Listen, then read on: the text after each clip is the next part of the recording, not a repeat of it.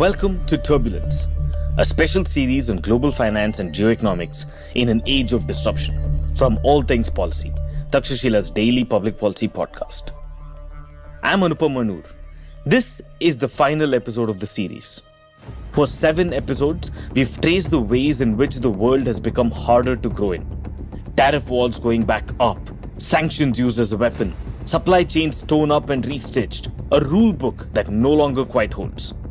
So we close on the obvious question: where does India's growth come from now? The answer to that, I found through this episode, is both uncomfortable and strangely comforting. How much of this is really about the world and how much of it is about us? My guest today is Shruti Rajagopalan, a senior research fellow at the Mercatus Center at George Mason University, where she directs the Indian Political Economy program, and a fellow at the Classical Liberal Institute at NYU School of Law. Many of you will probably know her as the host of Ideas of India. She also runs Emergent Ventures India, which funds young Indians with unusual ideas, which means she spends part of her working life placing real bets on where India's next generation of growth is going to come from. She's also, as you're about to hear, in absolutely no mood to squarely place the blame on Washington alone. Turbulence, Global Finance and Geoeconomics in an Age of Disruption is a special series of Takshashila's All Things Policy podcast. This series is made possible by the generous support of Zerodha. Since 1950, only a handful of countries have made the jump from poor to rich. Japan, South Korea, Taiwan, then China, now arguably Vietnam, but it's getting there. And they did it more or less the same way. Put a large number of people into factories, make things cheaply, then sell them to open Western markets, and then climb up that value chain from textiles to electronics to perhaps semiconductors, one step at a time over about 40 years. That path had a precondition that was largely taken for granted because it was simply always there as long as we can remember. Markets had to exist, they had to stay open, tariffs had to stay low, and the rules had to be predictable enough that you could build a factory on the assumption that they'd still hold in 15 years. Over the last 7 episodes of this series, we have watched every part of that precondition come under strain. So, Shruti, I want to start right there. Is that path still open? And if it isn't, what exactly is India climbing? So, I have a bit of a problem with the setup itself in terms of there was this clear path, okay? As you pointed out in your opening remarks, there are very few countries that actually managed to climb it. So that itself tells me that most of Asia and most of Africa did not manage to climb it, right? So this path is not some kind of format that exists. We largely agree that in the world, most countries, when they went from poor to rich, were first largely agrarian, then they industrialized, and then they further moved up the value chain and became a services economy or a knowledge economy, right? When it comes to India's closest sort of peers or, comparative countries, we're really talking about Korea, Taiwan, China, Malaysia, the East Asian tigers, essentially. And for all of them, this existed alongside a pathway of the global trade order. This is the post-World War II global trade order. So first of all, we have to remember that all the advanced countries managed to do this before this world order existed. They managed to do it in the middle of civil wars and when Europe was a complete mess and in the middle of imperialism and, sort of extractive policies. So that's a completely different path in some sense. So the number of countries who have climbed this development path, as you like to call it, it's relatively few, right? And now the way the argument is set up is that the world order has suddenly changed. And now there is no such room to grow for 2 reasons. One, the global order has changed. And second, China, the overwhelming issues with China. And how are these 2 things phrased? First, that the WTO GATT order is gone, which means that the special status that was given to developing countries to actually start growing internally, move up the value chain, and not have to play exactly the same level playing field as the rich countries, but play somewhat of a level playing field to get them included in the World Trade Order has disappeared. And to some extent, that's true. The second part of that argument is really about China's dominance. And what do we mean by China's dominance, right? Normally, the older countries, over a period of, say, a century, used to have agriculture, moved into manufacturing. And when they vacated a particular sector in manufacturing, they usually vacated it completely, right? And the Chinese experience is a little bit different. That is, China started out making sort of low skilled, labor intensive, leather, apparel, cheap electronics, shoelaces, that kind of thing, right? It has not completely exited that sector, though its dominance in that sector has reduced. So if we now break down that sector in a few different parts, let's say stage one is just final assembly, right? China has pretty much exited final assembly for very, very low value goods. The second is intermediate production and sort of a supplier network or a long supply chain.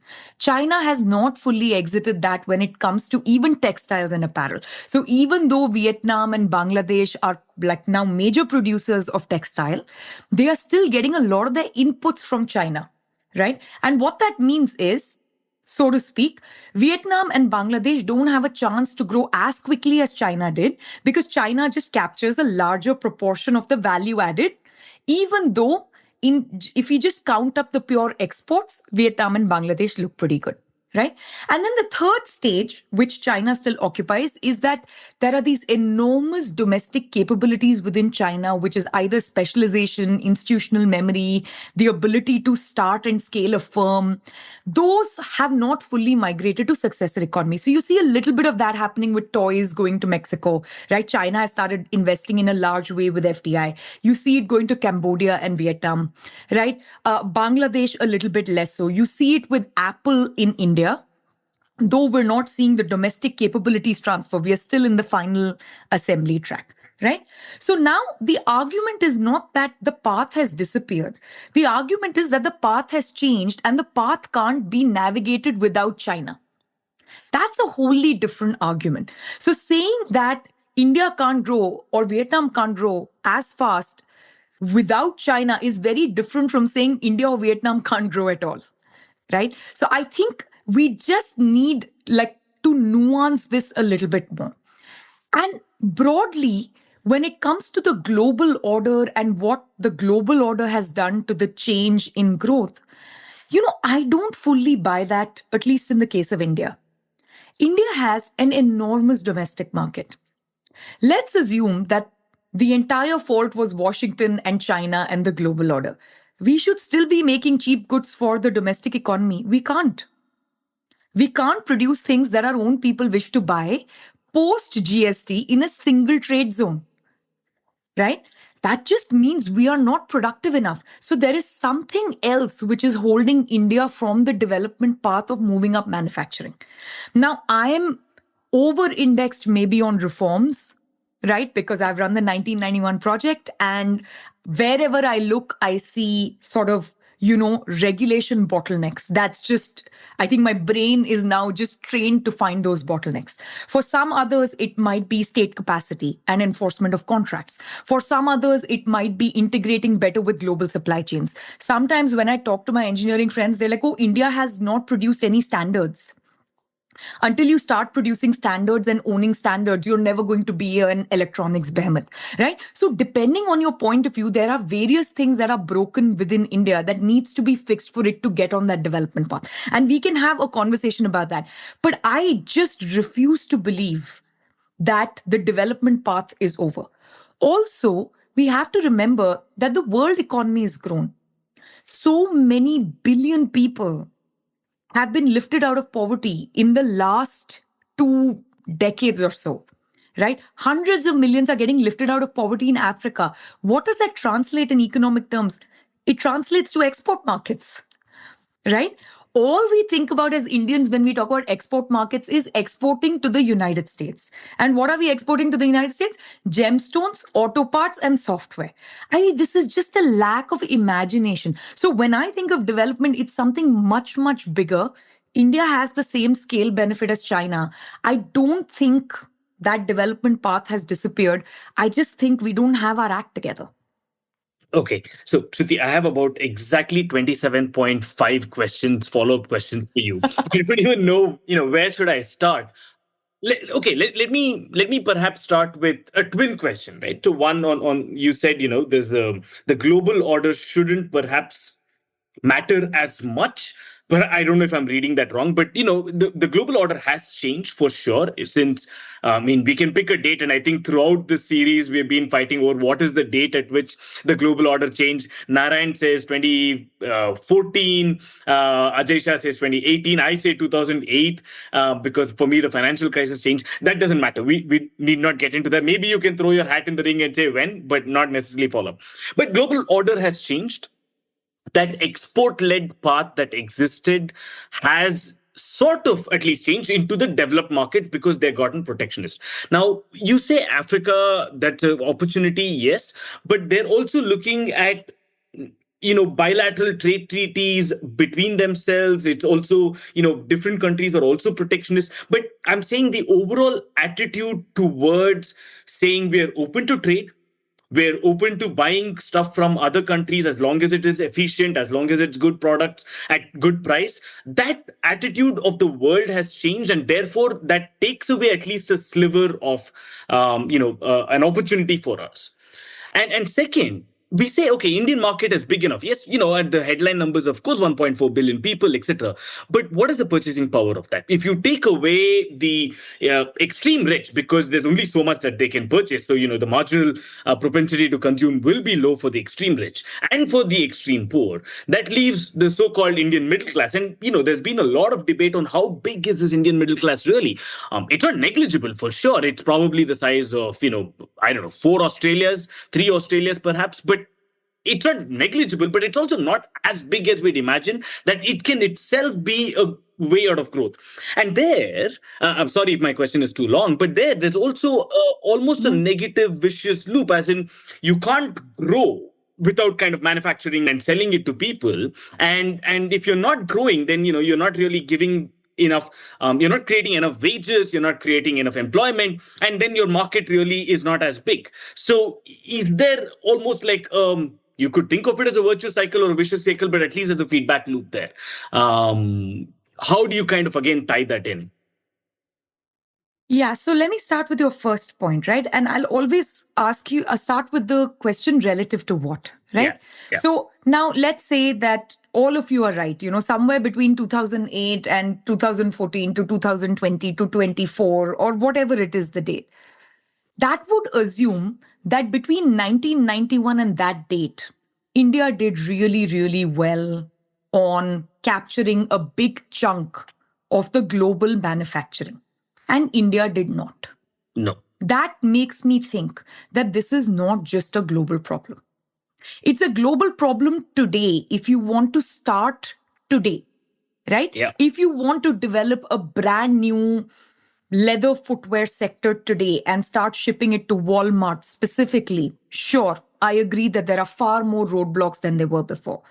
But we weren't doing this before either. As far as I remember, the reservation list, which used to protect, leather footwear in small scale cottage industries, I think that went away in somewhere between 1996 and 2002. I don't remember exactly when that entry went away, right? Between 2002 and 2024, right, with Trump 2.0, you've had 2 decades and we haven't made much use of it, right? I think the bilateral point, I am even willing to concede less than the overall trade point. Bilateral agreements means incredible opportunity to say that we will buy cocoa butter and coffee, from Africa, and we will sell them cheap auto rickshaws or cheap bikes or cheap, footwear or t-shirts, right? We don't seem to be doing that. On the domestic market, I don't disagree with anything you've said, except one thing. Everyone in India, as far as I know, is wearing t-shirts. We are no longer in the world of, that Malgudi days world where a farmer used to wear a dhoti and work topless in the farm. I have gone to the most rural areas, dirt poor areas in India. They all wear a t-shirt. I'm willing to bet the shirt off my back that t-shirt was not made in India. Yeah. Okay, so I agree with you that in terms of purchasing power, sure, India is not as rich as we would like to believe. In terms of, the middle class or the elite who are driving this market, right, their propensity to consume is reducing. They may prefer foreign goods, but we are not able to compete locally. Our local tailors or our local factories cannot make a shirt really cheap, even with all the protectionism and even after converting India into a single trade zone. And Yeah. this is a country that does textile really, really, really well. Pretty much every household has a woman who knows how to work textiles. I'm an elite Indian and I was taught how to sew, knit, and embroider. I can still do those things pretty well. Okay. I still know how to knit. Okay. So I just find this outrageous that Banarsi saris are for the elite. The elite are not consuming Banarsi saris, so we are not becoming a textile behemoth. I mean, this argument just can't have legs past a point, right? Why is my driver buying Chinese toys for his kids and Chinese t-shirts for himself? That's an explanation, or worse still, Bangladesh or Vietnam. China has a 30-year advantage. Vietnam and Bangladesh don't. So this is where I just, I mean, sure, it's an empirical question what proportion we've lost out to these markets, but I would still place the blame entirely on domestic factors. And one simple way to think about this, since you teach a lot of trade to students, Anupam, is when we think of protectionism, what is protectionism really doing? It is a tax on the foreign producer and the domestic consumer, right? Yeah. Our regulatory cholesterol is a tax on the domestic producer and the domestic consumer. So that's where I see the fault. So you can increase tariffs on other people. That still doesn't mean we'll make our t-shirts cheaper. And if we could make our t-shirts cheaper, India has such enormous scale advantages that we certainly can't get outcompeted by Bangladesh. I mean, it's outrageous. I mean, the cost of capital is cheaper in India, right? Like, it's outrageous that Bangladesh can outcompete India just on textiles alone. No, I think this is brilliant. I mean, you've forced me to rethink some of this. I think where I was coming from is that somehow being foolishly optimistic, which I think we are forced to be as part of our trade, is that somehow we get these domestic things right. And obviously, you and I would agree that there's a lot of things that we get wrong in terms of regulation and land, labor, a whole bunch of things, which some of which we'll come to later. But somehow, if we get all of those things right, are those opportunities slowly fading away? And maybe the other way that I think of it is, because those opportunities are fading away, does that create even less of an incentive for us to get these things right? And now we're becoming even more protectionist. I mean, we've always been protectionist. If we're talking about reforms on different levels, right? One is just the regulation and part of it. But even on the protectionism front, we're now saying, oh, the world is protectionist, so let us also be protectionist. We've signed a few FTAs for sure, but on some other things we have increased your tariffs and other non-tariff barriers. So is that something that we would consider? Does the lack of opportunities to export or even sell in domestic markets, does that even then remove away the incentive to create those desperately needed reforms? So, in terms of incentives, I wouldn't phrase it as an incentive problem exactly, because the level at which the reform needs to be done is not the level at which trade policy is made.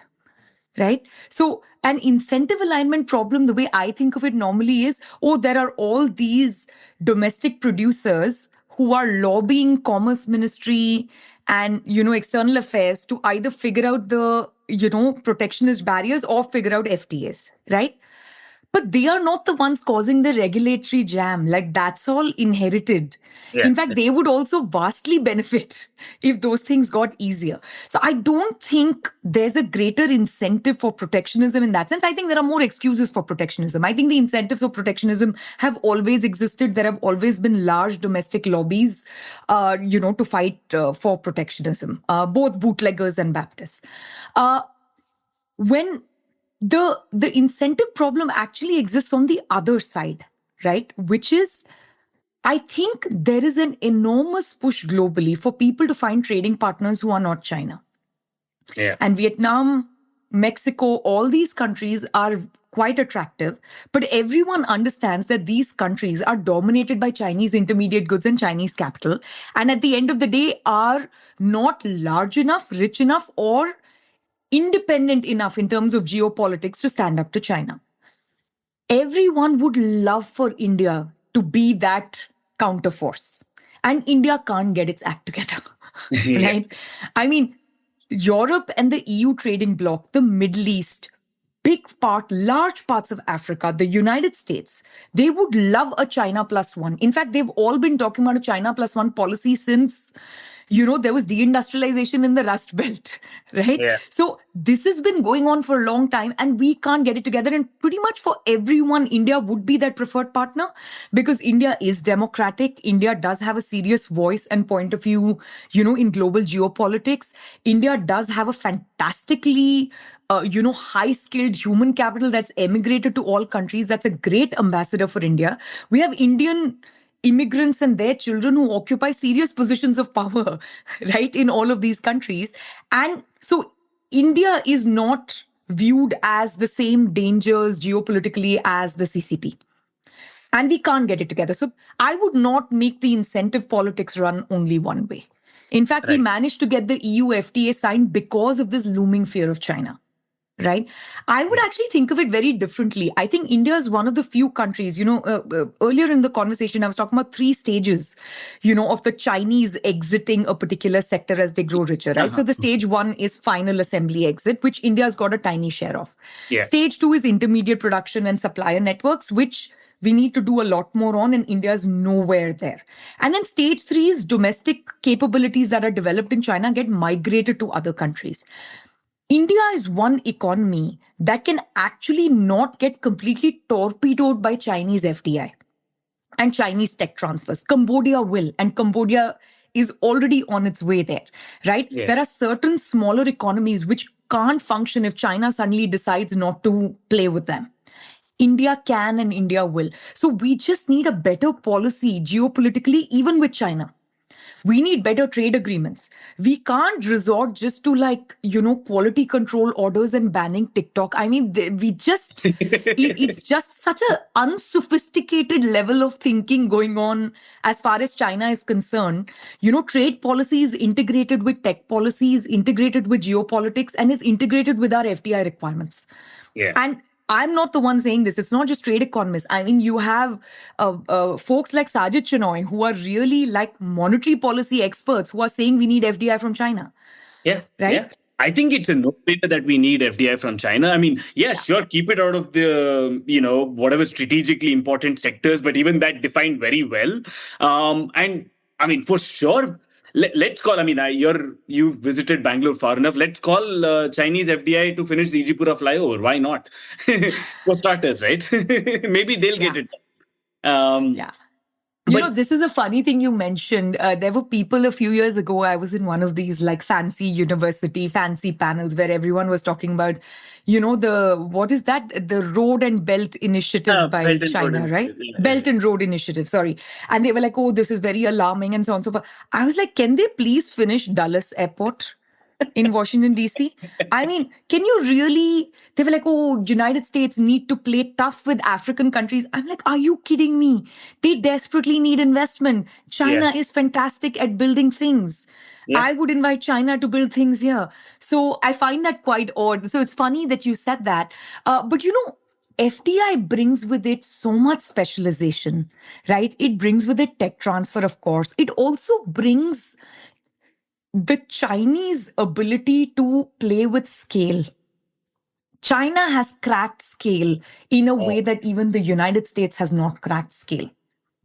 No other country in the history of the world, including the USSR and the United States, which arguably were very, very large economies, have cracked it.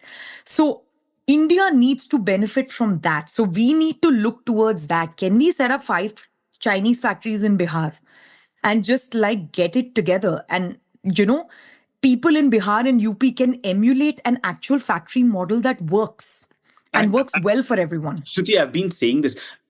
just the definition of what a medium scale enterprise is in India versus what is it in China is so vastly different. I mean, I think I forget the numbers. I always give this as an example, but I think in India it means something like 500, and they're probably 2 orders of magnitude higher, right? They're thinking about a scale of 50,000 or something like that as a medium scale enterprise, whereas I don't know what the numbers are, but I'm just saying that is the No, difference. one is, of course, order of magnitude is different just in terms of definition, but also in terms of how many there are. Yeah. India is a country of micro enterprises, which is, 96% of our firms are MSMEs, out of which 99% of that is micro enterprises. I mean, it's a joke.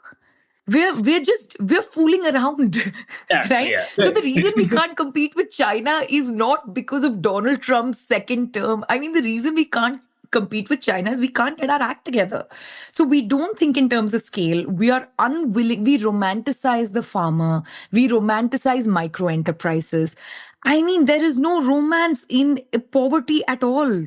I am not interested in this romance. Yeah. Right? I want high-tech workers. In fact, I want Indians to be so rich that robots are doing their work. Right? That's my idea of romance. Sci-fi romance is where I wish to go. Yeah. No, I mean, I think the fact that pretty much every single policy helps your micro and small enterprises, we like to keep them there. We give a negative penalty on scale. And that makes no sense given the challenges that we have in terms of job creation and employment and so on. But I'm going to keep that aside again because that will open up an entire other avenue of conversation. On China itself, Shruti, do you think that China is a global market failure? Do you subscribe to that view? Were you surprised, for example, with Ajay saying that we need tariffs and industrial policy and in some way trade barriers against China, because China being at every rung, as we were speaking, removes away this tacit knowledge of how do you even build things and how do you do this thing? Because I have a fundamental disagreement. Instead, I want what you were saying. I mean, let China, who has that knowledge, let them come, set up here, and then we can learn from that. Wouldn't that be better? So it's, how do you think about this? Yeah, I think it would be very Pollyanna to assume that we can go back to the old world trade policy. That simply doesn't exist. And we also can't be Pollyanna about China, which does overproduce a lot of subsidized goods and starts dumping and flooding other markets. So both of these things are true, right? Having said that, we're talking about 18,000 HSN classification goods and codes. Okay. Yeah. So there is no such thing as one China policy. Okay. There are some strategic sectors where you could have some slightly higher tariffs. Fair enough, right? Or higher protectionism. There are some sectors where you could have an outright ban.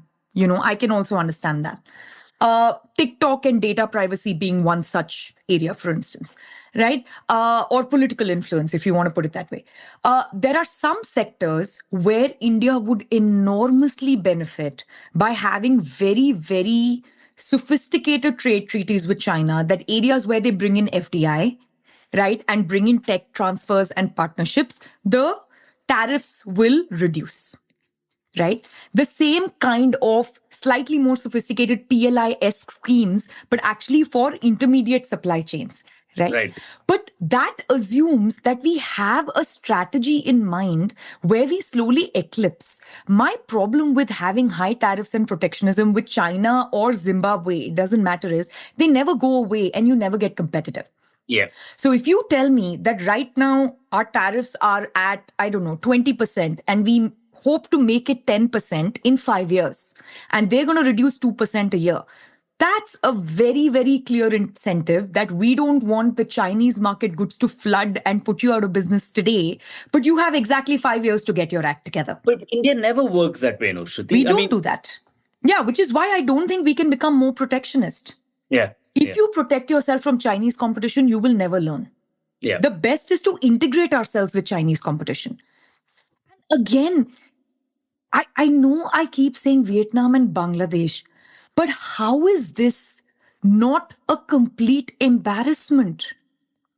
Bangladesh can compete and make certain things cheaper than China, that China will outsource it to Bangladesh, but India can't. I mean, it's just so Bangladesh being a tiny country relative to India doesn't have a China problem. So a China problem is not unique to India. I mean, there are Chinese threats. China wants to build a port in Bangladesh. There is some geopolitical issues on getting access eventually through Bangladesh to the Straits of Malacca, building highways through Bangladesh. Bangladesh should be far more concerned about China being a behemoth than India. And they still manage to trade with China, and they still manage to eat their apparel for breakfast. That we can't do that is not explained away by this. So again, I know I'm repeating the same thing in slightly different ways, but I think it bears repeating because you and I hear too much of the other side. You know, China often, the way it is discussed in global elite circles is as if now we don't even need argument. We say China, but China. That's it. It's not explained further. China in what? In pharmaceuticals, in semiconductor chips, in space software. Which part of China? Because China produces everything. Right? So tell me what you don't want from China. Do we not want Chinese doctors? Okay, fair enough. Right? Are you telling me we don't want Chinese shoelaces or we don't want Chinese chemicals to then produce our electronics industry or something like that? We are desperate to get Chinese rare earths when we want to develop an electronics industry. Then we're like, oh my God, China is being so bad. Right? Then suddenly we turn protectionist when it comes to the same electronics final goods. We don't have any clear thinking on this.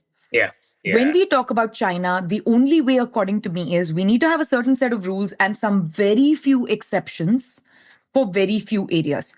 We can't say China, wave our hand, and then just say protectionism. I'm not, by the way, saying or insisting that Ajay has said that. I haven't heard this conversation that you had with Ajay, right? But just in response to the general theme that you were saying, this would be my response. Yeah. No. I mean, that was, I think Ajay's argument was, of course, a very specific one to say because China is so big and it works at every single ladder, there is a strategic, again, tariffs that you can put, etc. But I'm kind of putting that across the board because my one big complaint, and we'll end this here, is that the idea of strategic is always ever expanding.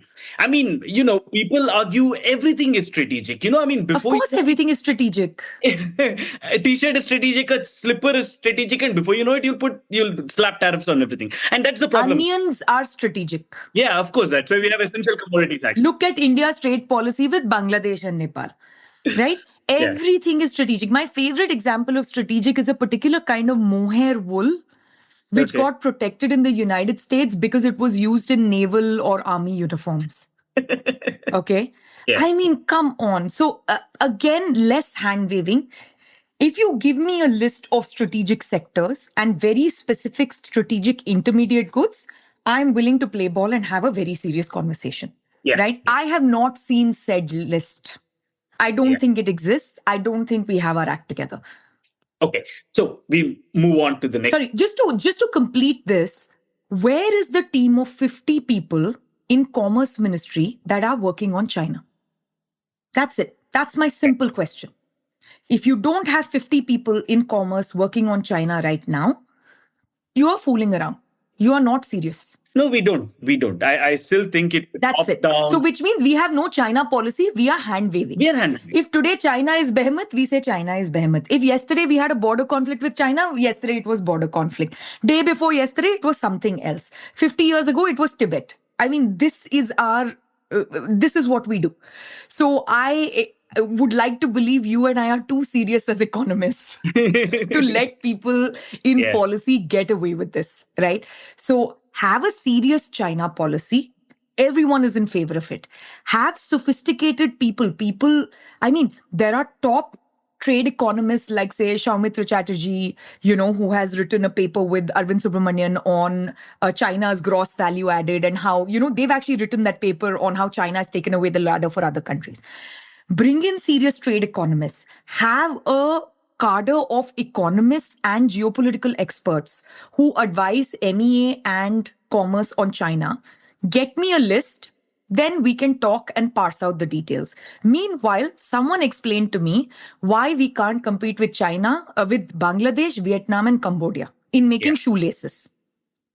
Yeah, absolutely. So I will take that for this, I think, section on manufacturing at least. Even now, if we get our act together, there are definitely entry points for India in manufacturing, which, and at least we can compete with, the Vietnam, Cambodia's, etc. There is enough of an export market, which is not closed off, and a domestic market, of course. So that exists. So therefore, we have to get our act together. What exactly that is, again, that's the final part of the episode, which at least in my mind. So we'll come back to that.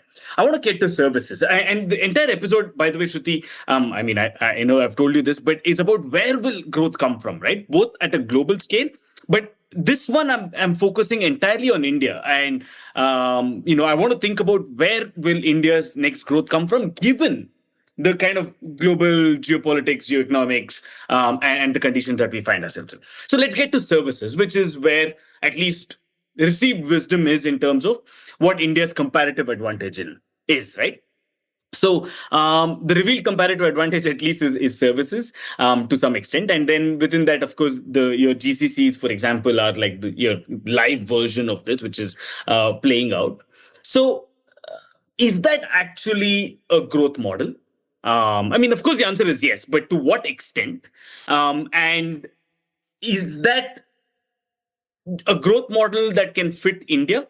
Is that just a high growth kind of an enclave that exists? Or can we rely on that being a high growth model enclave, but then that spreads out in terms of, second order, third order, fourth order effects? How would you look at this? Yeah, so it's a growth model for some parts of India, right? So this is the thing about India, right? India is huge. Yeah. It's not a growth model for Bihar and Uttar Pradesh, which are two of our largest and poorest states. It can't be, right? It is a growth model for Karnataka, Tamil Nadu, Andhra Pradesh, Telangana, and maybe to some extent Maharashtra, right? That's about it. These are the 5 states. Kerala hasn't gotten its act together. It could have been another GCC hub, but they haven't figured it out, right? So we are really talking about it as a growth hub in these 5 places. And we're talking about it as a growth hub in cities. Bangalore, right? Hyderabad, whatever new capital Andhra Pradesh manages to build, if, things go the way Chandrababu Naidu wants them to go. Hosur, right? To a very limited extent, Chennai. And then, you have Bombay and Pune, right? And you have Gurgaon, of course. Right? Yeah. This is really where that growth model works. So Haryana should be included in that list, right? So this is really where that growth model works. How has that growth model worked? We started with like basic outsourcing, right? And like people picking up phone calls and things. And then we moved up to coding and software and tech. And then we moved up to GCCs. And GCCs now are getting quite sophisticated. Yeah. Now, there are 2 questions buried in what you asked, right? So one is the second, third, fourth order effects. So the second, third, fourth order effects are, it led to a construction boom in these cities, which helped the lowest decile of the Indian economy, right? It led to a lot of migration and people moving to new places and new homes and living in shared apartments. They didn't know how to cook. So it led to a lot more restaurants and then eventually to Swiggy and Zomato, right? So it led to more people taking Ubers because young people who move to Bangalore for a job don't necessarily buy a car yet, right? So this has been that growth model, which has led to a global services sector translating into a very quick trickle down into a local services sector, be it auto drivers to Zepto to Zomato to construction. So far, so good. My problem is we don't have imagination outside of tech. Yeah. Right? India should be producing in the services and GCC alone. We should be producing a lot of doctors and medical GCCs. Right. Where are they? I mean, there was a telemedicine boom everywhere in the world during COVID, and we did not capitalize on it. Why? Because the ingredients, which is the doctor and nurse practitioner, cannot be magically made overnight the way we managed to repurpose all engineers into software. Right? That was fundamentally the problem. Plus, we don't have good guidelines. We don't have state capacity to have actual sensible regulatory standards that someone else can use our medical system. Now, just think about services overall. India is a country where people are desperate to be doctors. So desperate that there are millions of Indian young children who between age 13 and age 25 will give up their entire life just to become a doctor. Yeah. Okay. I've traveled the world. I go to states in the United States. I was recently in Norway. I've been to very rich places. None of those kids want to be doctors. There is a fundamental preference and human capital problem. And by the way, I'm not talking about people in Norway don't want to make shoelaces. I am saying people in Norway don't want to be doctors. Yeah. But they need medical attention. Someone needs to be a doctor, right? They can't get their kids to study that long for so many years. Okay? We can, to an extent that when our medical exam gets leaked, there is a countrywide protest. If a medical exam doesn't go well or is not fair, kids commit suicide. That we can't produce 10x the doctors we are producing today is a damn shame. These people want to be doctors. India needs doctors. It won't be overproduction. The world needs doctors. Why can't we produce more doctors? Because we can't start more medical institutes. Why can't we start more medical institutes? Because we don't trust the private sector. Yeah. Okay. And there's all kinds of crazy laws around, medical seats and all. I mean, I don't even want to get there, but yeah. It just drives me bananas. But we can overnight start 400 new Ayurveda institutes because that doesn't require the same global standards, right? So we are just fooling around as a country thinking about medical professionals. So why should our service sector be limited to code itself? I don't understand. I mean, it's a problem for me. Again, it's just such a lack of imagination, yeah, Anupam. Indians are fantastic at providing services. Other than things like a haircut, for which you need to be physically present, we have created tech and interfaces where a lot of services which originally were consumed in person can now be consumed long distance, and we don't produce them, we don't package them, we don't meet global standards and competition, and we don't sell them. And I'm not even talking about building enough hospitals so that we have medical tourism. That's a whole other question. Yeah. Which is also a downstream services industry coming out of having more doctors and GCCs. I'm just stopping at the GCC level, right? So when I'm in the United States, everyone here all my doctors are Indian or South Asian, by the way. It just so happens. Most people, when they hear Dr. Rajagopalan, they think I'm a medical doctor because so many Indians are doctors in the United States, right? So we are just not good at this. And it will have the same second and third order consequences that we would get from having this kind of software boom, maybe even more so because, our people will be healthier. So actually it may have, instead of Swiggy and Zomato, which is feeding everyone biryani, we'll be giving everyone better, protein and access to against malnutrition, and our kids will live better and, live longer. So this is the sort of thing I have in mind, right? Yeah. So, I mean, I can imagine because this is a completely fresh idea, Shruti. Thank you so much. So yes, doctors, telemedicine to truly take advantage of that. Teaching perhaps is definitely one thing that we do. 100%. I mean, I go into the countryside and, there are certain places where a government school and a government college is the primary source of employment for a large number of people. Now, imagine you open that up and say, now you can teach people around the world. I mean, yes, you need English language, maybe a little bit of accent, but even now with AI and so on, you can do so much better with that. But we're not even teaching our own people. Yeah, we're not even teaching our own people. We've clamped down on that also. Yeah. Right? Our medical colleges in the private sector could be 5x bigger, but we don't want them to make money, so we won't let them do it. And when a medical college is successful, we will expropriate 25% of his seats for government. Our model is so backwards, yeah, Anupam. So again, it's the same problem. So another classic classic services industry, which can only be consumed locally in India, is tourism. Tourism, yeah. Okay. Now, when I think about tourism, I swear I'm going to start frothing at the mouth, okay, as we speak. I'm really happy this is not a video podcast because you're going to very soon see me frothing at the mouth, right? When I think of tourism, if I pull up like 2024 numbers, India got about 20 million tourists. We are ranked 19. Malaysia, Thailand, Hong Kong gets more tourists than India. Malaysia has 6 UNESCO sites. Thailand has 8. India has like 45 or 50. Yeah. Right? We get 20 million. Croatia gets 17 million. Oh my God. This is like Bangladesh for me. Yeah. Like Bangladesh making textiles better than us and cheaper than us.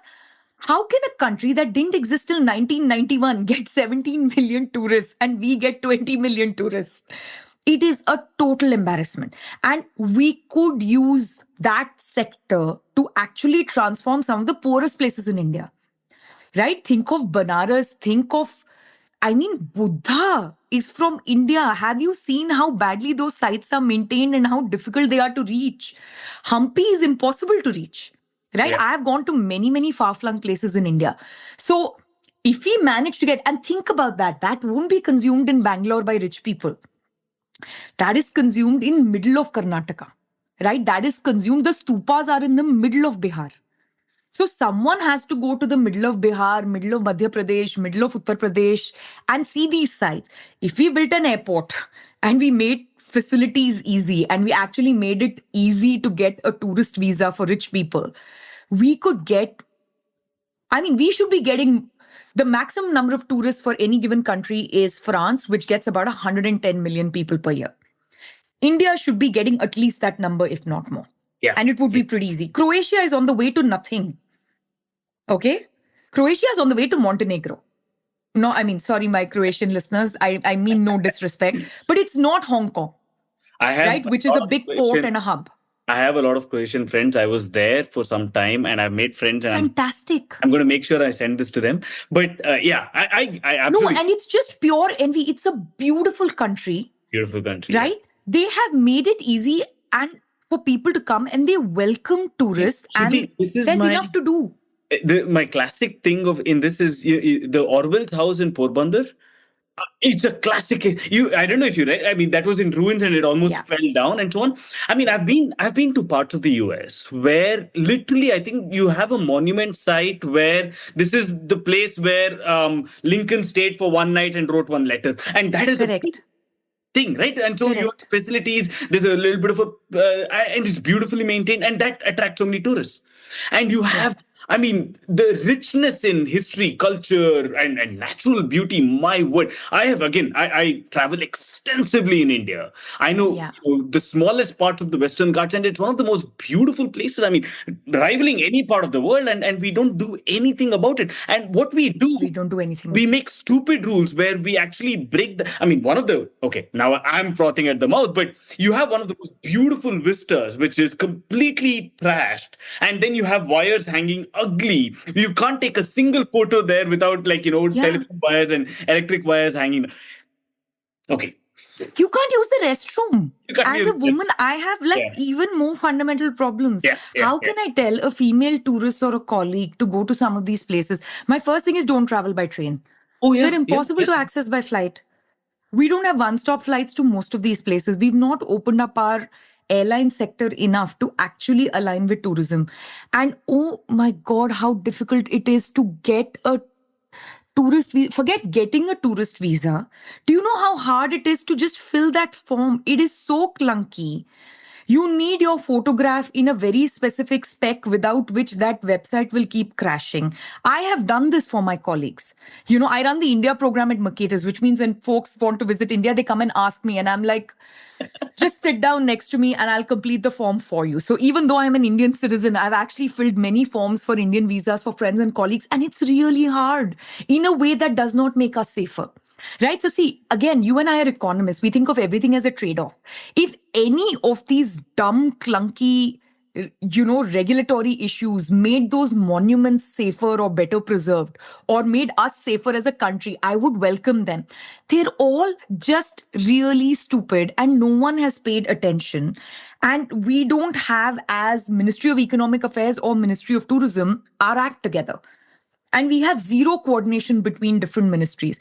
Ministry of Civil Aviation, Ministry of Tourism, and Ministry of Economic Affairs will not talk to each other for anything.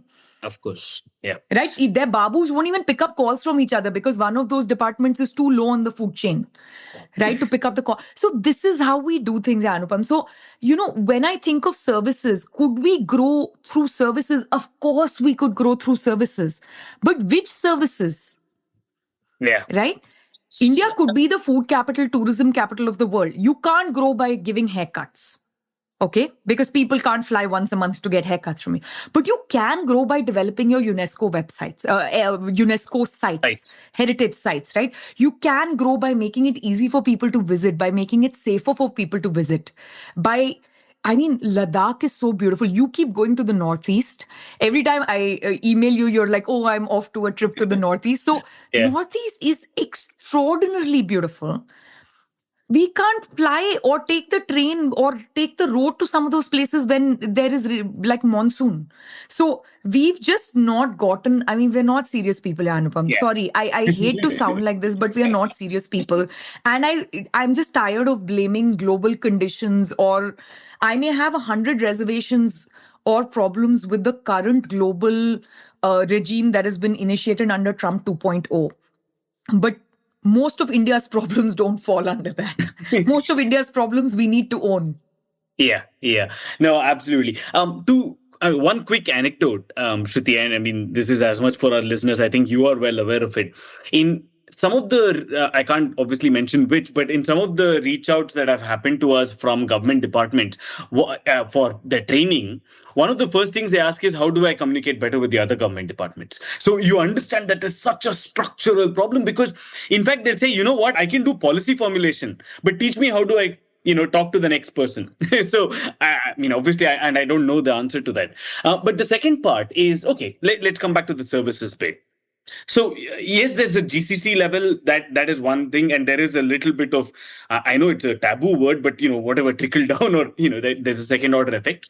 But there are also, as I think what you said, and I think I want to emphasize on this, there are other services outside of just tech, and this could be the tourism services. I think construction, this is partly what we do well, the gig economy. So not just at the building level, but in the actual delivery service part of it. I think there is a whole bunch of things. For example, when you said tourism, I see no reason why India can't be at least a regional transport hub. 100%. And we're not. Think about Frankfurt, but in India for the entire southern peninsula, right? I mean, this 100%. So many such things. I mean, why is Siliguri? I mean, since I keep going there, why is Siliguri not the? I don't know if you've ever been to Siliguri airport. It is a mess. But it should be the point where, for everybody. Yeah, everything in that area goes from, right? But it's not. So anyway. Yeah, we are not serious people. We're not, right? But at least and we ration out airports based on how many of our cabinet members are coming from these states who can go for ribbon cutting, and which are the states which are most long pending an airport, as opposed to saying most of our people wish to go to a particular area and we can't send them there. People, the Golden Triangle, which is Delhi, Agra, Jaipur, became the Golden Triangle because it's easy to get to. Not because they are our best monuments. Yeah. Absolutely. My family has a temple which is older than that. Right? And it's a beautiful temple with beautiful inscriptions. It's 1,000-year-old or 1,500-year-old temple, maybe 1,100-year-old temple. Yeah. Right? So my family has been going there since apparently whatever memory we have managed to preserve. So this is a very fundamental problem. That place is impossible to reach. You need to land in Chennai and take 3 weeks off to do a temple visit across Tamil Nadu. I mean, come on. This cannot be the state of affairs. Tamil Nadu can't connect 18 important historical sites. Shame on them. Yeah, absolutely. And this is Tamil Nadu, which is one of the most advanced states. Okay, so just a quick question on services, and then we should move on, right? Given this, so as I said, you have the GCCs at the top level and so on, services, software, etc. Medical on one hand. Then you have at the lower rungs, you have construction, retail, logistics, perhaps, and care. How much can all of this contribute to growth beyond where we are now, if we get some of these things right? So manufacturing, a lot. It can, right? A lot, enormously. It's amazing that you mentioned care work. This is where we need the maximum coordination, right? How should let's say I was starting a company tomorrow that provided care work. How would I think about it? I need my inputs, and my inputs are human beings Yeah. who know how to do care work, who may additionally be medically trained a little bit, right? They don't need to be doctors or nurses, but they need a little bit of training, CPR. They need to be able to read prescriptions and know about allergies. They need to be able to use an EpiPen, Yeah. basic things like that. If they are coming from Bihar to Tamil Nadu, they need to be able to speak the language. It's the same constraint going from Bihar to Estonia. Yeah. Okay? Or Bihar to Japan or Bihar to Korea. Pick the list of countries where the demographics have completely flipped, right? Why don't we have more language schools? So if you actually created a program where, as a startup, I said, I can vet these people, I've done background checks, I can vouch for their skill level and their language level, and they will not come to your country and stay forever. Yeah. Then Ministry of External Affairs can actually go have a conversation with their counterparts in Norway or Estonia or Korea and say, this is our idea or this is our plan. Right? It can also happen the reverse way. That is, Ministry of External Affairs can sign a treaty and have this kind of two-way thing, and the market will take care of it. The market will make sure that there are enough Estonia language programs and people being trained. Okay? We don't do this right now. The only example I know is Kerala trained nurses going to Germany. Okay? That is a very clear path that we have formed. We could be doing care work in so many places, and remittance economy is a serious thing. Yeah. Right? We have the poorest states in India, Bihar and Jharkhand, are sending care workers to Delhi and Mumbai. Right? Most of the care workers in Delhi come from these areas. Why can't we do the same thing with Singapore? Singapore has a steady stream of care workers coming from Philippines and Indonesia. They have a special visa.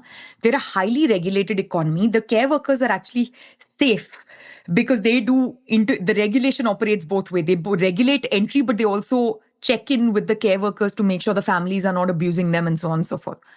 Why are we not able to get this together, even with Singapore, which is an ally where they don't need to learn the language, where Tamil is on the currency?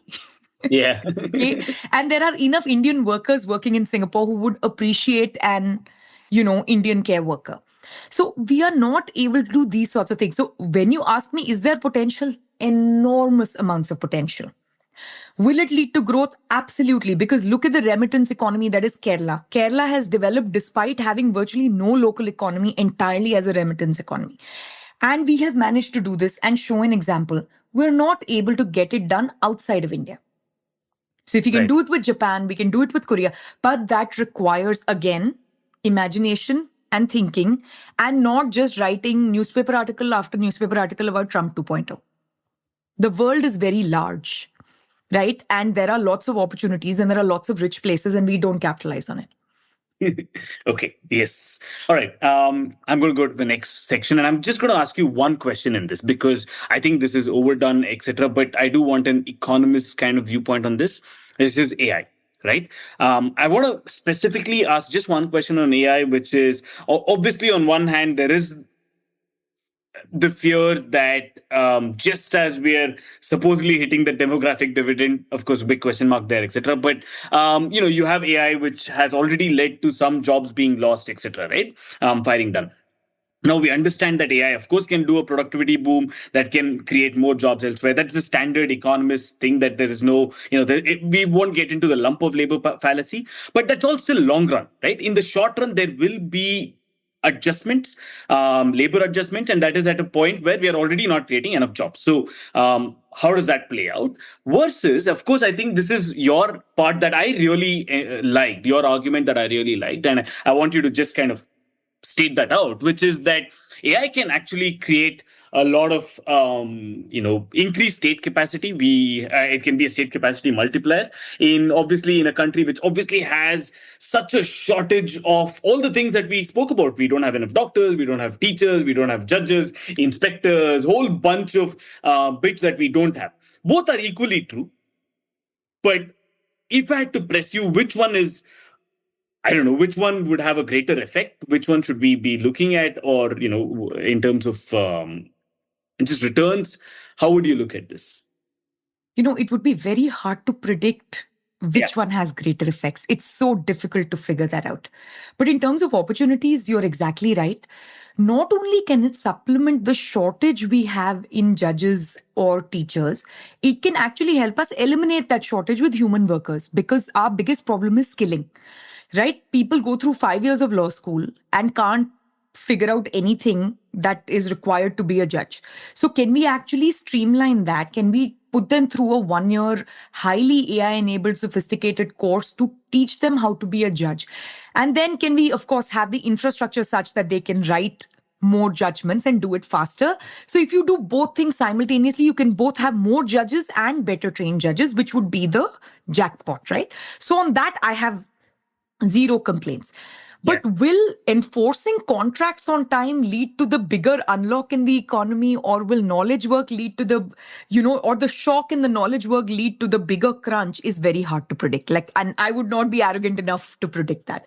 Now, even on the crunch and the shock, right, which was your first point about the demographic dividend, I'm not sure I buy that, Anupam. Mm-hmm. I mean, how many of our workers are in the knowledge economy directly in the line of firing because of AI? Very, very, very few. Okay. Our bigger threat is that there are places all over the world shorting Infosys, Wipro, and TCS stock because they think these companies will be put out of business, which, by the way, has not happened yet. And the reason for that is crystal clear. They were not just coding or building software and apps, they were actually integrating with enterprise, right? And AI requires a lot of integration, which I think people in San Francisco, and again, the elites who write these things with Claude editing their words, don't realize how clunky the real economy is, right? Between someone who's writing a cute piece in one of the world newspapers and their output, Claude takes 15 minutes, right? When you're actually running a firm, a banking industry, shipping industry, you have legacy hardware. You have legacy software. You have people who are at all different levels of tech sophisticatedness. I work at the Mercatus Center. We're a tiny organization. I can't get some people at Mercatus to adopt AI. Okay, or adopt it at the speed at which I would like. So enterprise integration is something India got very, very, very good at. Mm-hmm. And this is hopefully these large tech firms will actually switch from just software integration in enterprises to AI integration. And I think some of them are doing that. Now, the question is whether it's going to be Infosys, Wipro, TCS, the Holy Trinity, or Cognizant, if you want to include a fourth, who actually do that work. We don't know. There might be some creative disruption in that industry. But I don't see large numbers of people getting fired because of this at all. Okay. And I'm not even talking about, AI can edit better, so you need fewer human editors. But on the other hand, there are going to be more people writing and more publications, so you need more human editors. I'm not even getting into that argument. At the baseline argument, I am not convinced that we are going to lose our entire knowledge economy to AI. That's just problematic for me, right? It's a very small sliver. We've had these layoffs before. Look at every single business cycle and currency up and down, and any kind of global business cycle. Infosys, Wipro, TCS, Cognizant, layoff workers. Okay. When it's crunch time and their stock is tanking because of global factors and being bearish on these firms, they fire some more people. They will hire them all back. They've been doing this for years, right? So as business improves, they hire them back. So the premise itself, I find unconvincing, right? On the other hand, can we use AI to provide more medical services? Can we use AI to make better tourist guides? Right? Why does the AI argument never work the other way, Anupam? This is my question. Why aren't we saying that more tourists can come to India with meta glasses and, synchronous translation such that, someone who's speaking Bhojpuri or Maithili can immediately interact with someone who's speaking I don't know, Russian. Because Right? of what you said in the previous segment, Shruti, because I mean, yeah, sure, all of that can augment, but you need your base level infrastructure that AI can augment. And I suppose we go back there, which is that. Agree. No, I completely agree. Then why are we not? So we never say that AI is going to make us lose or not gain tourism jobs. Why doesn't the same thing hold true for manufacturing, robotics, and tech? Yeah, It's the same argument. yeah, yeah. Right? In tech, we have a foundation. We managed to actually do it because it came after license permit Raj and without protectionism. So it is our flagship industry. So all the focus is on tech. But there are a lot of AI disruptions that are coming, many of them for the better. And we, again, don't seem to think about that very deeply. Yeah. I would say, can AI write better op-eds? Let's just start with that. I would like some deeper thinking on each of these issues than the nonsense you and I are reading every day in the press, which is just focused on the tech industry and just focused on China. I almost thought you were saying the nonsense that you write, but I was like, okay. Hey, Noda, what do you say? Okay.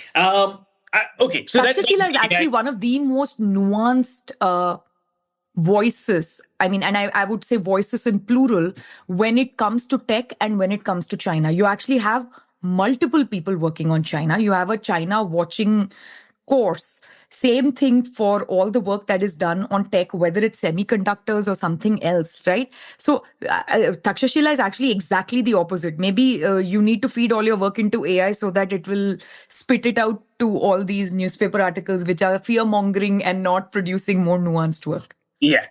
No, we're. I think that's on the cards.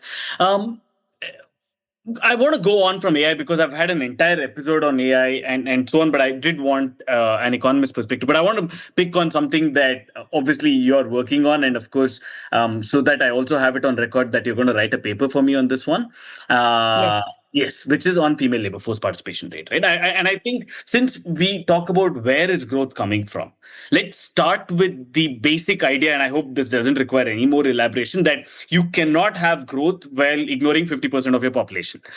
You need to have a much higher female labor force participation rate, and without that, manufacturing or services just cannot go anywhere. But now trying to tie into this entire, again, the both domestic and global scenario. What is, I mean, I don't know, is this partly a chicken and egg scenario, Shruti, which is that, we don't build, or rather, okay, there's not enough labor intensive, both export sector or domestic sector. That itself leads to, lack of kind of, or a channel for paid work for women. And the lack of available kind of female workforce makes that sector harder to build in the first place. How do you look at this chicken and egg scenario? I know there's a big other question here, which is just society, Indian society, and how that comes into play. But if you think about it economically, with just at least markets and government, how do we think about this? We are writing a paper for you, as you mentioned, Kadambari Shah, my colleague, and I on female labor force participation. It's a survey of all the literature because I haven't studied this topic deeply, but I have looked at everyone else looking at different parts of it. So typically the way we think about female labor force participation is there are supply side constraints. That is, women in India, because of various reasons, and it could be social, it could be lack of clean piped water in their house, so they're not able to dedicate, themselves to work outside. It could be because they are not educated, so they can't supply their labor. There could be a number of factors, but they are typically called supply side factors. That is, labor supply from women is not forthcoming. Then there is the other side, which is labor demand. That is, we don't have enough demand, right? I appreciate some of the nuanced arguments on the labor supply side. But overall, Indian women are not some exotic creatures who are not working. They are rational beings. When the wage is right and when there is a skill match, they work. That's it. It's really straightforward. And when there is no obvious threat to life, safety, security. Exactly. Let's put that in. Yeah, and I'm including that in wage. Yeah, right? Yeah. Because otherwise they have to spend too many of their resources organizing that safety. And if they don't have those resources to spend, they just can't do it. Now, how do I know this? Think of a very recent sector. I mean, this is so recent. Apple decided to do assembly in India. You have Foxconn and you have Tata Electronics, who are their partners. right? Foxconn has one factory in Sriperumbudur, right? It has one factory in Karnataka, in Devanahalli. The total number of workers in Sriperumbudur about 42,000, out of which 33,000 are women.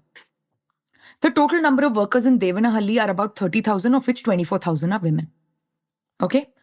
Now, before we say this is something unique and exotic about Kannadiga women and Tamil women, no, these are women coming from all over the country. Okay? You create the demand, the labor demand, the supply is forthcoming. Tata Electronics, lest you think this is Foxconn, which is a foreign company bringing in their Chinese model of women working in factories. No, Tata Electronics set up as, Apple's partner in Hosur. 75,000 workers, 1 in 3 are women, 30 to 35,000 are women. Okay, so you create these manufacturing jobs and women will come. Now, what we have is a slightly different problem. We don't just have a female labor force participation problem, we have a jobs and wage problem, right? We are not producing enough jobs for all people, men and women. And the social pressure comes in where if the man can't find a job, right, because there are too few jobs, the women obviously can't find a job for the same reason. There will be preference that the man works. Right? So if there is only one job from a factory, the family will send the man instead of sending the woman. To that extent, we have lots of social circumstances, social conditioning, women do more care work. I get all of that. Right? But first, produce that condition where there is a factory in every city and peri-urban area, and then tell me that women in India don't want to work. We haven't created those conditions. Right? Second is, we have not really a jobs problem if you look at our unemployment statistics. Unemployment in India is historically incredibly low.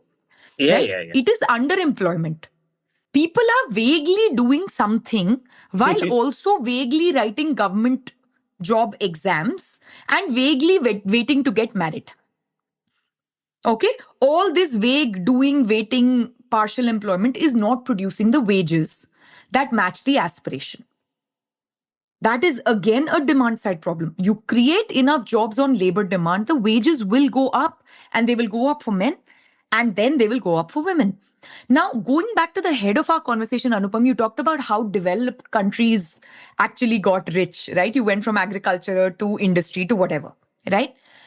A second part of how women got into the workforce was there weren't enough men to work the jobs that were in demand. There were more jobs than there were male workers. Now, some of it happened because of a shock, like World War II or, suddenly a lot of young, working age men were simply not there or were disabled or something else, right? But a lot of it was men were doing a lot of those jobs and there were still more jobs to go. And we could not find, or they could not find men to work at those wages. So women started working at those wages and then everyone moved up the ladder, right? This is how every country has developed. It's how Asia developed. How is it that if we have so much female seclusion, why are we letting women work in the field? Yeah. Right? We let them work in agriculture. We treat them as slave labor, cheap labor in agriculture, family labor it's called, right? To make their agriculture more profitable. But we don't let them go out and work at firms and factories. That's the standard narrative. Where are the firms and factories? You put a firm and a factory that is not a cute MSME, right? In every single peri-urban area, you watch how many women work. So solve the jobs crisis first, and I think our female labor force participation problem will get solved. Now, having said that, there are some more nuanced issues. We see an uptick in female labor force participation when women are in the lowest 2 deciles, of course, right? They work everything, including construction. We see an uptick in female labor force participation between the ages of 16 and 24. And once they get married and have children, there is a lot of stickiness before they can return to work, if at all they can return to work. So we've not done a good job of post-maternity integration and things like that. But that's likely a function of not having large industries, factories, hostels, daycare, like creches and daycare for children and so on. This is just fundamentally what is broken. You fix this, everything else will get fixed. You make India a manufacturing behemoth. Indian women are very happy working. They are the hardest working people I know. I am an Indian woman. I have few more in my family. everybody works incredibly hard. Yeah. Yeah. Okay. Wow. I'm now acutely aware of the time that we have, and there's obviously. I mean, I want to focus on FLFPR, but I also then want Go to for go it. on to north-south divergence. But I think I'm going to skip that and speak. And now I'm going to talk about, because you said, okay, we need to build factories as obviously one of the solutions. I agree with you 100% on that. I always dislike.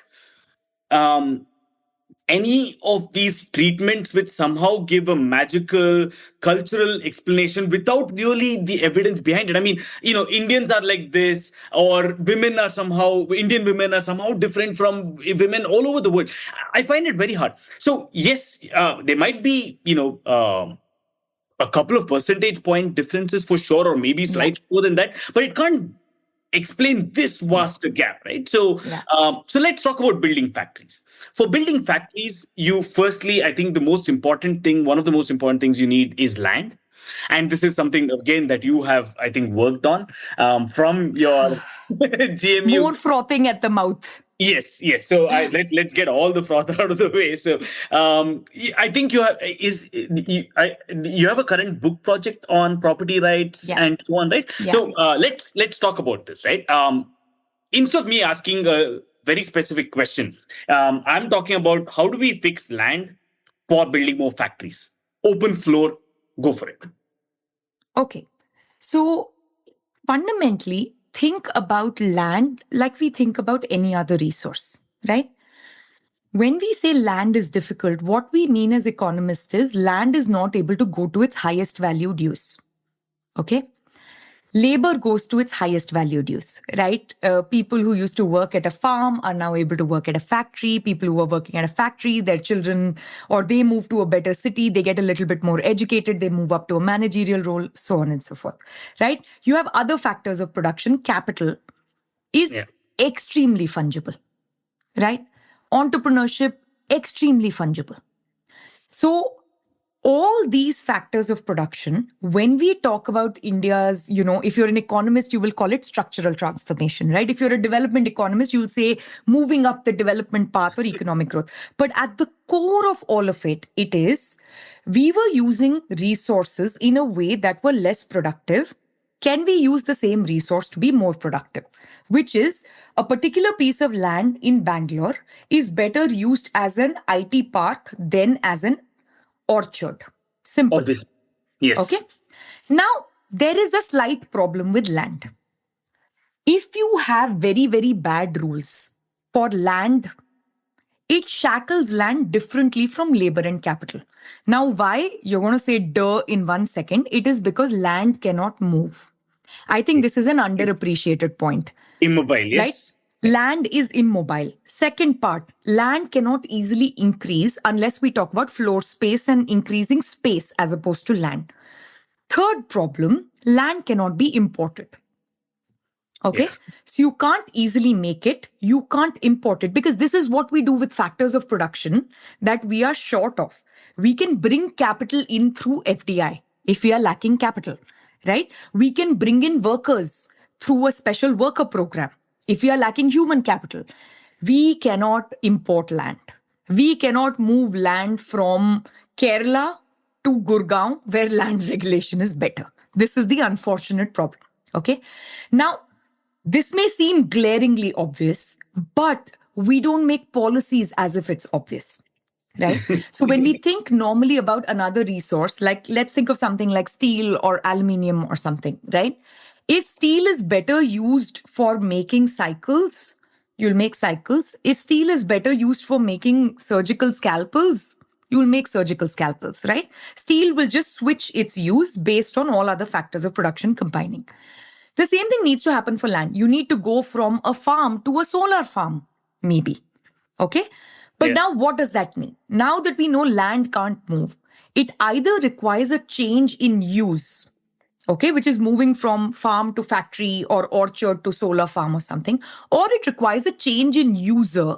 That is, it goes from the hands of someone who's the farmer to someone who's a real estate developer or something like that, or to Foxconn or something, or both. And we have, at a severe underestimate, a few hundred regulations that prevent land from changing use and changing user. That's the crux of it. Okay. Why are we not able to change land use? We studied this with my colleagues, Shreyas Narla, Kadambri Shah, Ankit Bhatia, Ankita Dinkar, and me. 5 of us were needed to write this paper because the number of statutes we were looking at made our brain melt. So we have 5 co-authors on the paper. What do we look at? We look at 20 states. We look at more than 50 statutes and 70 governing authorities on what it takes to change land from being agricultural to non-agricultural. Okay. And what it takes, first of all, I don't even know if we got it right. There could be more regulation that we didn't fully capture or understand. Second, we don't even understand why it exists. Why do you need a change of land use certificate? Right? It just makes no sense.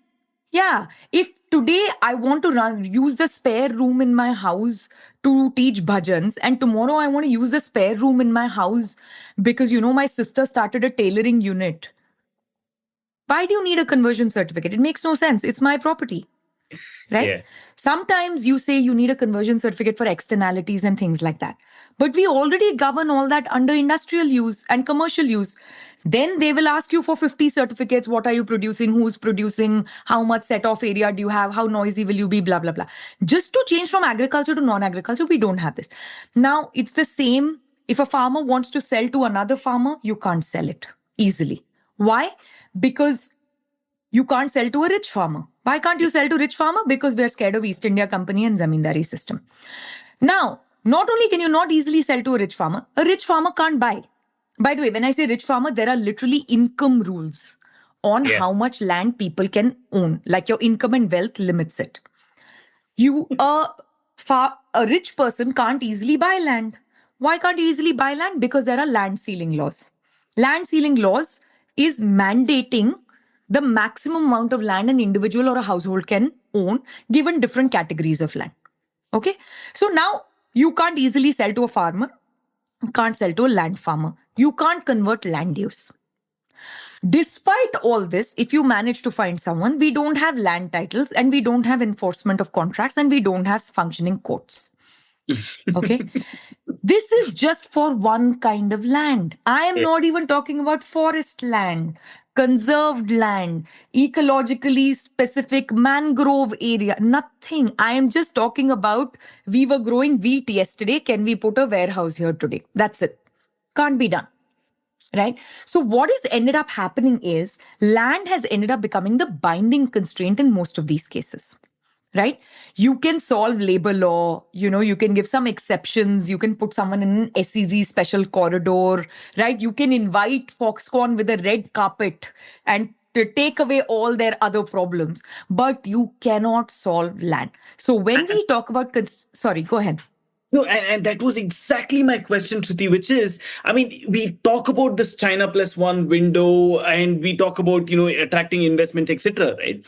But the binding constraint, as you said, it's not tax rates. We can give tax exemptions, we can do some SEZ, we can give some export promotion, we can even give subsidies. But it really comes down to how fast a firm can get a litigation-free land, a plot of land, right? And this is where I think Vietnam can give you that in weeks. We can't. And so how can we dream of that manufacturing push if we can't solve this? That's where I get really depressed. And the thing is, Anupam, I don't even think we need to solve everything. There is a lot of low-hanging fruit. If you remove land conversion certificate requirement and just change your land reform laws to allow leasing, we don't allow land leasing. Right? You could lease land, you could pool land. You don't even need to create a land titling system from scratch, which is going to take decades to do. You remove a thicket of really low-hanging crappy regulation and you could get most of your way there. Right? There's a really nice paper that Ritam Chore and his co-authors wrote, I think on Karnataka in one particular area where they, I think, automatically allowed rezoning of a particular belt. Right. Right? So massive spillover benefits. Massive spillover benefits. What is rezoning? Some babu coming and saying, now you can plant a tree here or plant a solar farm here or plant a sewing machine here. It's all the same. Right? So this is the lowest level. Yesterday, actually, I was reading a very, very nice job market paper by an excellent scholar at UVA. Her name is Aishwarya Kekre. She has talked about how land fragmentation is one of the biggest problems in India's structural transformation. The effects she finds empirically are enormous. And what does she find?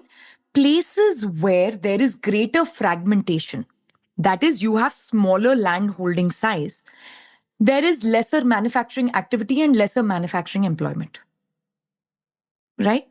The more fragmented your land, the harder it is to assemble land parcels. The harder it is to assemble land parcels, the less manufacturing activity is likely to enter. Less manufacturing activity, less share of employment in manufacturing. Very straightforward. Now, you, again, at the head of this conversation, started with that development path of moving from agriculture to labor to export-oriented labor to knowledge. Well, guess what's broken? We can't move our people from agriculture to manufacturing. Forget export-oriented manufacturing. Right? So this is kind of where, so that paper led me to understand that, this really is a binding constraint. A lot of times you have lots of constraints, but they may not be the binding constraint at that point. Maybe labor was the binding constraint. Land and labor weren't the binding constraint until 1991 because license permit charge was the binding constraint. Yeah. Right? Now first we liberalized license permit charge. Right? Then we started doing our macro stability and got that in place. Now we are doing some work on labor. Right? Eventually, land ends up always being the binding constraint. The more reform you do in other areas, the harder the land problem is going to get. So what do? You mentioned my book. In terms of my book, how does all this connect? We use eminent domain to assemble pieces of land to overcome these problems. It's bananas. And when a government bureaucrat assembles pieces of land and offers it to you, as opposed to firms choosing the area themselves, other factors of production become the binding constraint. Because in the SEZ, the relevant labor may not be available. Yeah. Forget labor. I mean, we had this fancy PLI scheme for semiconductor chips. They invited them to Gujarat, right? There is the Dholera plant. They went and decided to set up the Dholera plant in Dholera because land was easily available. Then they realized that the soil is too soft and completely unsuitable for chip making because it can't handle that kind of production. And now that factory got stuck. This is what happens when your land markets get now unregulated through eminent domain. I mean, it's just layers upon layers of unnecessary government intervention that is causing stupid distortions. Right. So, Shruti, so the land obviously is a big binding constraint and that can throw off manufacturing. It has deep problems. Even the reason why our agriculture is fragmented, I think agriculture productivity in India is one of the lowest in the world. And that again comes back to, the fact that you can't buy and sell land easily. You had this, I think, 4 distinct factors as to why factories don't get built, right? Which is weak rights plus slow process, fragmentation and holdouts, just the lack of clear titles, and the problem with conversion, which I think you elaborated upon. So there are problems at each stage, and that is it's proving to be obviously a big binding constraint. I want to go to the next part, which again might be a binding constraint, but I want to talk about this at a slightly abstract level, which is just state capacity on doing many of these things. How much of a binding constraint is our state capacity for growth? For now, more so, not just, it's always been, I suppose, in some sense, but more so now in this, keeping in view with the overall theme of the show. Given that the global order has become so much more complex, that there are no rules. And I think you had written also this EAFQ paper with Shreyas on the rules and deals part. So now you're moving more from rules to deals. That deals require a lot greater state capacity. We're talking about selective PLIs. That selective PLIs, of course, require state capacity, or else you're again going to make a mess of it, right? We're thinking about sectoral carve-outs that again require state capacity. You can't rely upon um, extremely reduced state capacity to now make highly discretionary calls. So how do we go about this? How do we move forward with this constraint? So is state capacity a constraint? It is the binding constraint, maybe even more so than land. Even more so Right? than Yeah, because especially at the state level, we treated Indian state governments as kind of like little satellites of union government and planning commission. They've now started developing more and more of their capacity, but most states don't have the capacity to do a lot of the things that we're talking about, right? Most local governments can't make two ends of a flyover meet in the middle in a place as rich as Bombay with a municipality that has been there for a couple of 100 years, right? So we have a state capacity problem. Now, the state capacity problem is a few layers deep. One is we don't have enough government in terms of government officials. Okay. Yeah. So if I think of it as funds, functions, functionaries, we ask our government to have too many functions. The number of functions the government performs must drastically reduce. It should be about a tenth of what it currently does. We need to increase the amount of funds that government has. And we need to have both more functionaries and better functionaries. And when I say better, I don't mean as better people, moral people. I mean better trained. A PWD engineer actually needs to be able to make his flyovers meet. Yeah. And stress test them. Flyovers should not be crumbling, right? You should not have any kind of flooding in places where monsoons are extremely predictable, right? Northeast, monsoon comes every year.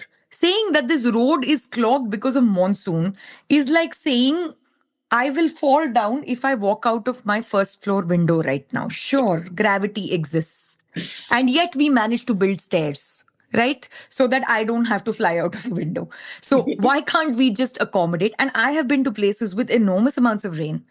I live in a place that gets many feet of snow. You can build better roads, right? So that functionary capacity right from the municipal level up is a problem. Now, when it comes to the state level, we ask the people who are governing our states, the state bureaucrats, to do everything. You have someone who studied botany, who is going to be in the land department, but what he's doing in the land department is not thinking about agriculture or conservation. He's going to be in the land department writing, notes on whether a solar farm can be built here or whether we allow a permit to be given or were 15 regulations followed. First of all, the regulations are unnecessary and this person's training is completely unmatched for what they were supposed to do, right? They also don't have the money to do what they need to do. Right? It is very difficult for a state government, most especially poorer state governments, to start from scratch and say, we wish to develop specialization, let's say in mango exports. Mm-hmm. Right? Can we have a team of 5 or 6 people, all based in different departments who can coordinate? We don't have that capacity today. Right? So mango exports happen because I like buying mangoes and I'm sitting abroad. That's it. That's the reason mango exports are happening.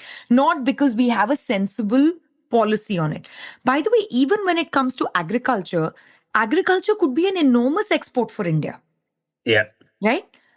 I mean, the mangoes and bananas I eat in the US, and you're going to laugh at me because I'm again talking about bananas, my favorite topic, right? Mangoes and bananas I eat in the US are terrible. They are just barely fit to be put in a smoothie and forgotten about.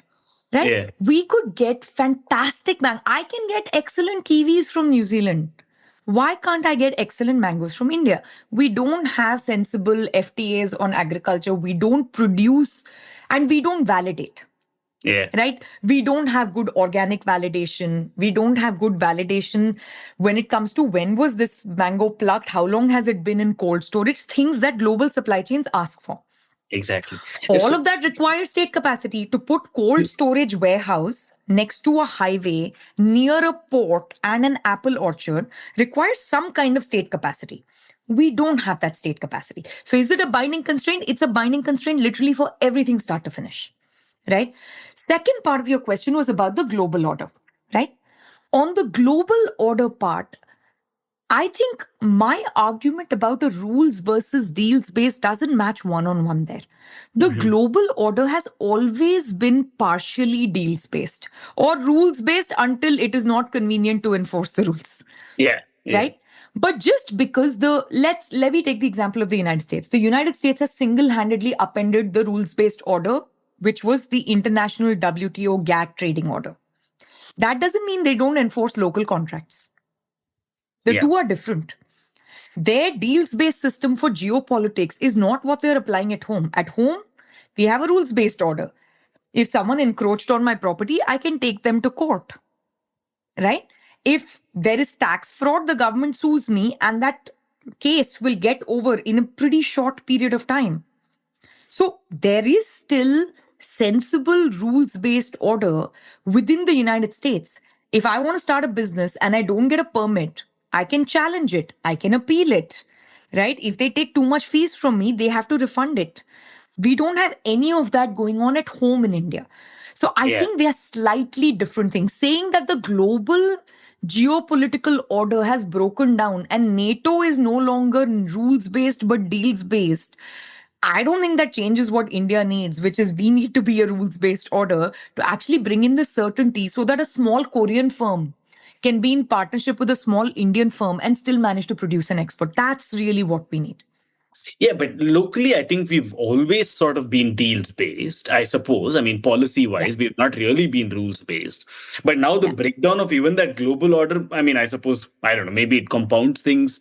Um, No, I'll tell you where it really hurts us. Deals based works well until scale kicks in. You can do a lot of jugaad on a lot of things, but you can't do it at scale.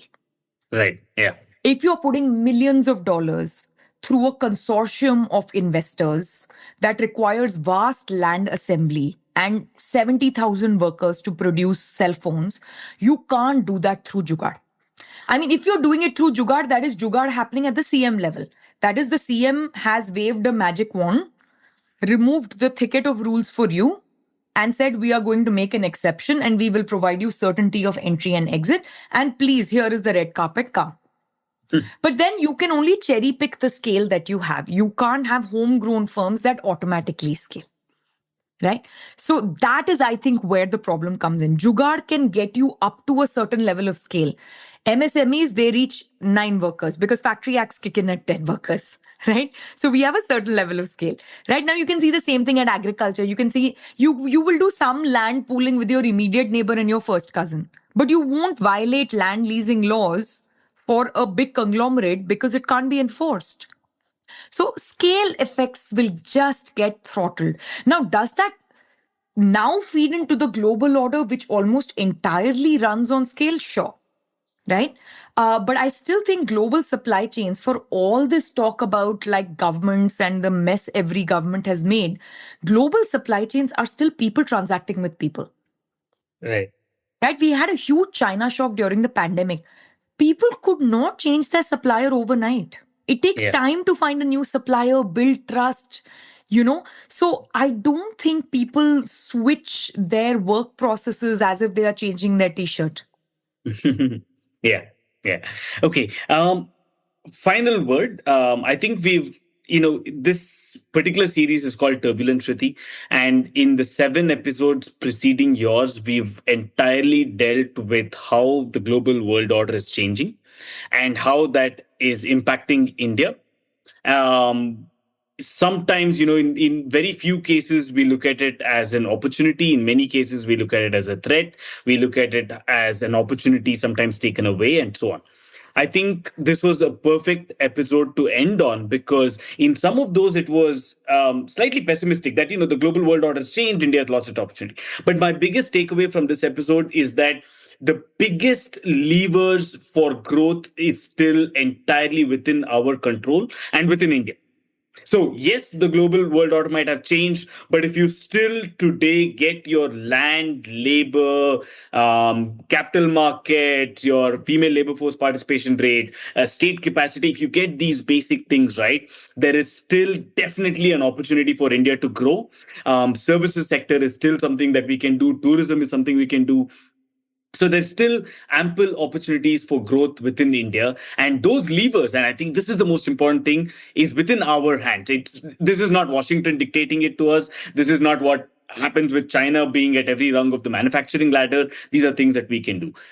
Final comments on just that big takeaway, and then we can end. Yeah, so on turbulence, you can have turbulence. People may have a heart attack because they saw something frightening, or you could have a heart attack because you didn't get your checkups done and you're choking on your own cholesterol, right? India's problem is far more people dying of heart attacks because they're choking on their own cholesterol, as opposed to they saw a shocking event and had cardiac arrest. Okay, let's separate these two things very clearly.